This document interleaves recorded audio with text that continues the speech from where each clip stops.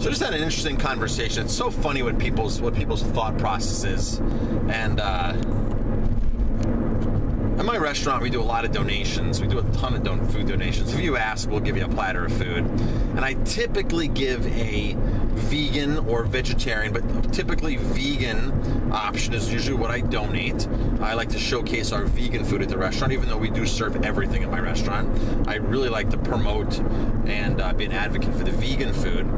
So we're doing this beautiful braised Indian vegetable dish for an upcoming party, an upcoming event that we're donating to. And the lady had called and she goes, well, I'm just a little, she was a little confused and taken back by our dish. And she was like, I don't mean to second guess you, but aren't you going to put like protein in it? She goes, I would just expect there's like to be cheese in it. And I said, no cheese. It's actually a vegan dish. It's part, it's one of the dishes we serve on our menu from time to time. It's like a vegetable masala, like an Indian braised vegetable masala. And she goes, well, but I'm just used, she goes, well, we're Americans, and I'm just used to having to need that protein. And I'm like, oh my gosh, so here's a conversation I don't want to get involved in, but or I don't have time to really educate or explain. I'm in a rush, and I said, this is one of our very popular vegan dishes that we serve at the restaurant. We have a lot of vegan options that don't have cheese, but it's just funny to see people's mindsets. Oh well, we're American and we need the protein, or I'm American, so I'm just used to having all that the protein there.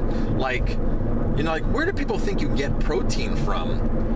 People just don't understand that protein's in everything, and cheese and dairy and meat has too much protein. If you're concerned about your protein, you need about 1.5 ounces of chicken a day is all you need to fulfill your protein requirements. If you eat protein once a week, you would need the equivalent of a 7-ounce steak. And these are figures that I got from Gary Null, the nutritionist from New York City, who's written many books on nutrition. So those are his figures for protein requirements for the day. I mean, a woman only needs, or an adult male only needs like 56 grams of protein. It's nothing major. Even if you're working out, you don't need much more protein. And chances are you're getting enough protein already in your fruits, and especially your vegetables and your beans, your legumes are loaded with protein. I mean, loaded. In fact, to a point where it's overkill.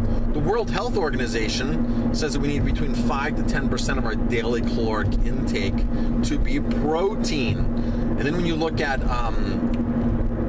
all these doctors that are actually making a difference in their practice, that are actually helping people. There's a bunch of doctors like Dr. Greger, Dr. Clapper, Dean Ornish. You study the work of T. Colin Campbell. You realize that they all stick to this. And there's a good dozen doctors that I read their stuff, that they all stick to 10% of your caloric intake as protein. Once you start eating beef and chicken and all these animal products, your protein goes through the roof. But your protein can go through the roof anyway with like things like broccoli and kale and spinach. There's a lot of protein in that. There's plenty of protein. So I mean, everything has protein. Fruits have protein. You eat one cantaloupe, you're going to get about 7-8 grams. One small cantaloupe, 7-8 grams, 9 grams of protein in that cantaloupe. So then people are going to say, well, you have to combine essential amino acids to do a complete protein, and that has been disproven. The person who wrote that book, LePay, even reneged on that and said, well, that is impossible. It's too difficult. It's too difficult to combine all those foods to form a complete protein. Because like rice and beans are a complete protein, right? Well, so as long as you consume a variety of foods, and I don't mean by a variety but in each meal, a variety of food over the course of the day, over the course of a week, your body knows what to do with all those essential amino acids, the building blocks of protein. Your body knows exactly what to do. So it's not like you have to do all this food combining and you know, make it into a science.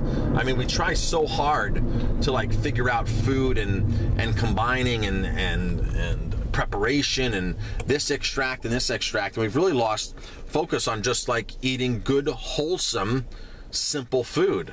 So we are Americans, and we don't need all that additional protein that we think we absolutely need, including you bodybuilders. It's not necessary, all that protein. The beef industry, the egg industry, the dairy industry has done a great job convincing us that we need all this protein, and their protein is far superior. So that was just an interesting phone call I had. I didn't have time to actually get into a conversation and actually educate or even try to respond to this lady. But it's just funny what people think about our protein requirements and what good protein is. So there's more than plenty of superior plant-based protein. I'm Chef Marcus Giuliano. Thanks for watching this video. If you like this video, please hit like, subscribe to my channel, and pass it on.